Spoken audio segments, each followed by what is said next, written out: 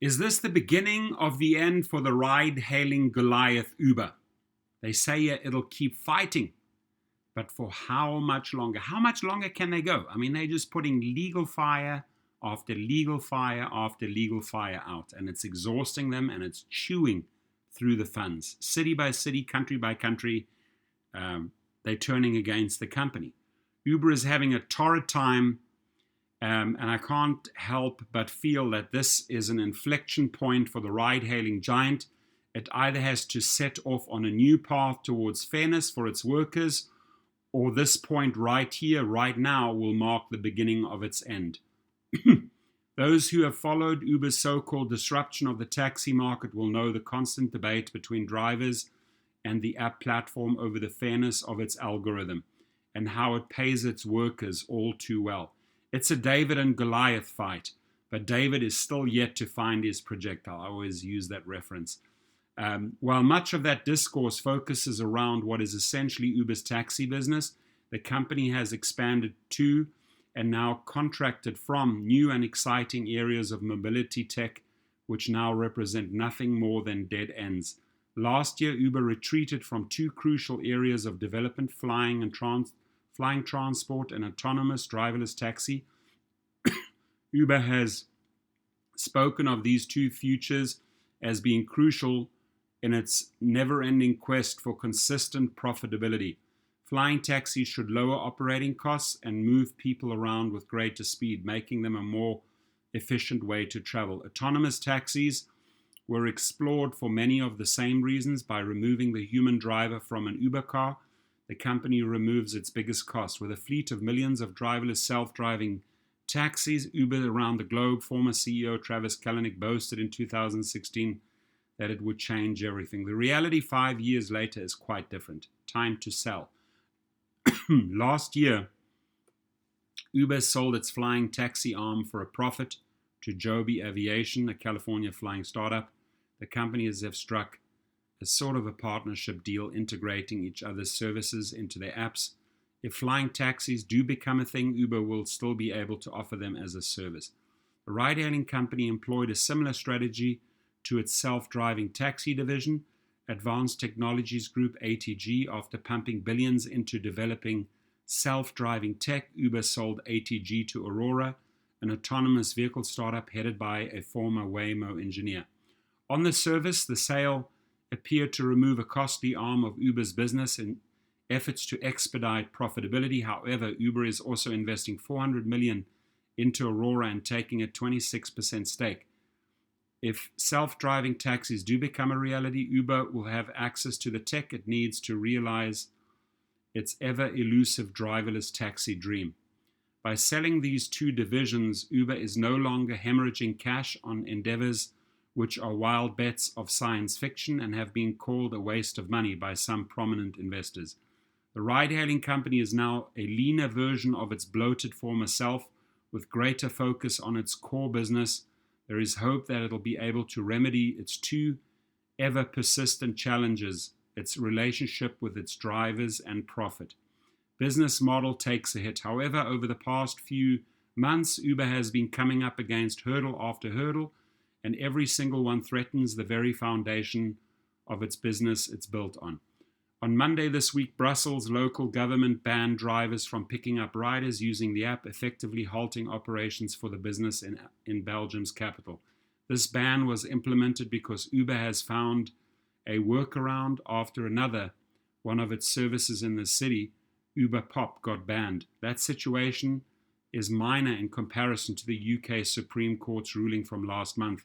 After a 4-year-long legal case, the Supreme Court ruled that Uber's drivers are workers, not independent contractors. This puts them far closer to being official employees than ever before and affords them basic rights and securities that they should have had all along. This ruling is the exact opposite of what Uber experienced on the other side of the pond in California. Last year, the Golden State's voting public sided with the ride-hailing company, giving the go-ahead for Proposition 22, its last-ditch attempt to keep its business model alive and avoid paying drivers benefits. Despite providing some benefits for drivers, Prop 22 allows Uber to continue largely as it always has. Uber will continue to have ultimate control over its app, how it delegates rides, and how much it charges customers. As it happens, these factors were what led UK judges to decide drivers are workers, not contractors. In the UK's ruling, drivers were found to be in a position of subordination and dependency to Uber. Even though Prop 22 passed, it seems that drivers are now suffering more than ever before. In a recent article from The Guardian, drivers said that pay has fallen and working conditions remain poor since the vote. I knew this would come. Time for a shakedown. It seems Uber and its drivers live in two different realities, which are starting to collide. Last year, Uber surveyed its drivers and found they are generally in support of the ride-hailing firm's agenda. Third-party surveys have also shown that drivers would prefer to remain independent contractors rather than becoming workers with benefits. Academics have been critical of Uber's approach to these surveys, suggesting that the company has conflated the ability to offer flexible work with employment status. But it's done little to derail the Uber train. Following the UK Supreme Court's ruling, the ride-hailing firm sent out another survey to drivers via its app and asked drivers about flexible work and benefits, but failed to mention holiday pay or the national minimum wage. Responses to questions were also limited to just a few choices, according to The Guardian. Uber is now coming under fire from drivers' unions for intentionally wording survey questions to get the answers it needs, to soften legal blows. Even though the Supreme Court's ruling is final, it seems Uber is doing all it can to launch another attack on the UK's legal system. Rather than playing by the rules, it's intent on changing the rules to fit its business model, no matter what the cost or how reprehensible it might be. Perhaps this trait stems from the company's hell-bent need to disrupt markets to feel like it's doing anything. Newsflash, Uber. You can offer a cool business within the confines of the law. I like that. A new gig economy. Why is Uber always intent on fighting back every time it comes up against illegal opposition? The answer is simple. If it doesn't, it will effectively sign its own death warrant. The company has retreated from less sure business opportunities like flying and driverless taxis to focus on its core mission. But that isn't going to come easy, so it's perhaps a good thing it's not carrying unnecessary baggage. The UK's ruling is set to define not just Uber's future business model, but the entire workings of the gig economy in Britain. It has set a precedent that Europe seems keen to follow too. Having to pay drivers benefits and minimum wages will dramatically increase its operating costs. It's hard to put a definitive figure on that, but a San Francisco Chronicle article said that the company's labor costs could increase by 30% if drivers had to be recognized as employees. As a business that's yet to turn a consistent profit, there are only two parts of Uber's business that can absorb an increase in cost: drivers or riders.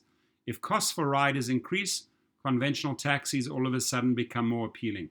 As for drivers, with reports suggesting conditions aren't improving, it seems they are at their limit already.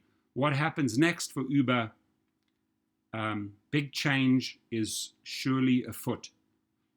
This article is accurate, my friends. It sums everything up. Please like and distribute. Subscribe to my channel. Have a fantastic day out there and stay safe, my friends.